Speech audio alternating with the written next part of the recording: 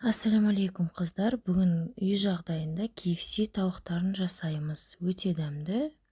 Бірінші маринад жасап аламыз. Суға кориандр, қызыл бұрыш, паприка және тұзды қосып, үстіне соя соусын қосамыз, бір ас қасықтай.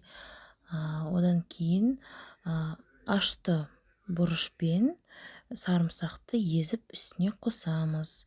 Осы соусты дайындалып кесілген крылышкалардың үстіне құйып, бір күнге немесе 8 сағатқа маринадтап холодильникке қойып қоямыз.